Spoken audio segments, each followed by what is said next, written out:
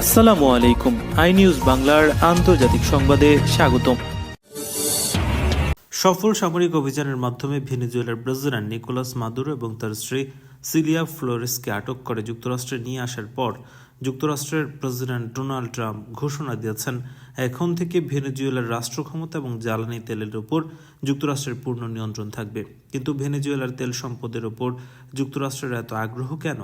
কী কারণে এই সম্পদের উপর পূর্ণ নিয়ন্ত্রণ চায় যুক্তরাষ্ট্র? এসব প্রশ্নের উত্তর লুকিয়ে আছে দুই দেশের জ্বালানি তেলের ধরনের উপর। যুক্তরাষ্ট্রের জ্বালানি তথ্য বিষয়ক কর্তৃপক্ষ সংস্থা ইউএস এনার্জি ইনফরমেশন অ্যাডমিনিস্ট্রেশন সূত্রে জানা গেছে, বিশ্বের সবচেয়ে বড় জ্বালানি তেলের মজুদ আছে যুক্তরাষ্ট্রে। কিন্তু এই তেল হালকা, চলতি ভাষায় এ ধরনের অপরিশোধিত তেলকে বলা হয় সুইট ক্রুড। এ ধরনের তেল গ্যাসোলিন জাতীয় জ্বালানি তৈরির জন্য খুব উপযোগী, তবে এর বেশি আর তেমন কোনো কাজে আসে না। অন্যদিকে ভেনেজুয়েলার অপরিশোধিত তেল ভারী ও ঘন।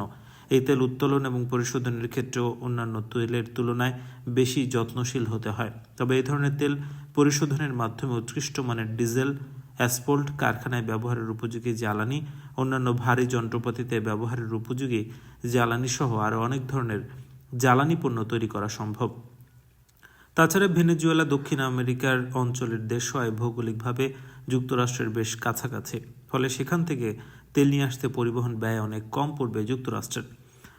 ইআইএ এর হিসেব অনুযায়ী ভেনেজুয়েলায় খনিগুলোতে মজুত আছে কমপক্ষে 30,300 কোটি ব্যারেল অপরিশোধিত তেল।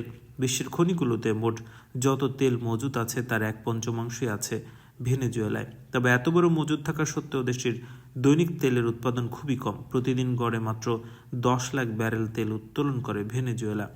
আন্তর্জাতিক বাজারে বর্তমানে প্রতিদিন যে পরিমাণ অপরিশোধিত তেল সরবরাহ আসে তার মাত্র 0.8% আসে ভেনেজুয়েলা থেকে। ভেনেজুয়েলায় হামলা চালিয়ে প্রেসিডেন্ট নিকোলাস মাদুরোকে তুলে নিয়ে আসার ঘটনায় যুক্তরাষ্ট্রের প্রেসিডেন্ট ডোনাল্ড ট্রাম্পকে শুভেচ্ছা জানিয়েছেন ইসরায়েলের প্রধানমন্ত্রী বেঞ্জামিন নেতানিয়াহু। রাজধানী কারাকাস সহ ভেনেজুয়েলার বিভিন্ন জায়গায় হামলা চালায় মার্কিন সেনাবাহিনী। এরপর তাদের ডেল্টা ফোর্স মাদুরো ও তার স্ত্রীকে আটক করে যুক্তরাষ্ট্রে নিয়ে আসে।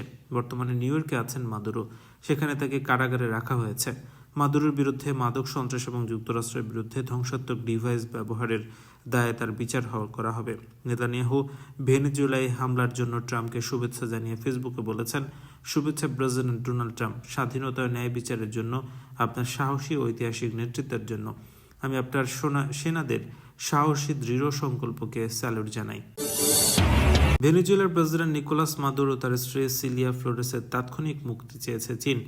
এক বিবৃতিতে এই দাবি জানিয়েছে চীনের পররাষ্ট্র মন্ত্রণালয়। বিবৃতিতে বলা হয়, প্রেসিডেন্ট মাদুরো এবং তার স্ত্রীর ব্যক্তিগত নিরাপত্তা নিশ্চিত করতে যুক্তরাষ্ট্রকে আহ্বান জানাচ্ছে চীন।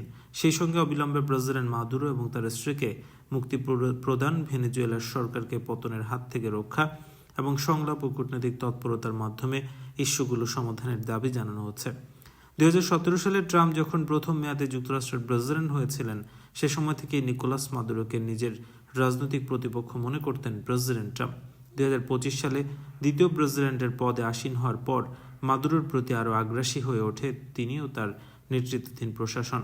গত শনিবার ভোরে ভেনেজুয়েলার রাজধানী কারাকাসে হামলা চালিয়ে ভেনেজুয়েলার প্রেসিডেন্টের বাসভবনের বেডরুম থেকে প্রেসিডেন্ট মাদুরো এবং তার স্ত্রীকে অপহরণ করে নিয়ে যায় মার্কিন প্রতিরক্ষা বাহিনীর এলিট শাখা ডেল্টা ফোর্স। বর্তমানে তারা যুক্তরাষ্ট্রের নিউ ইয়র্কে সিটির ফেডারেল কারাগারে বন্দী আছে। মাদুরো তার স্ত্রীর সিলিয়ার বিরুদ্ধে মাদক সন্ত্রাস, যুক্তরাষ্ট্রে কোকের সরবরাহ, অবৈধ অস্ত্র রাখার অভিযোগ তুলেছে যুক্তরাষ্ট্র। মার্কিন আদালতে এসব অভিযোগের বিচারের প্রস্তুতি চলছে।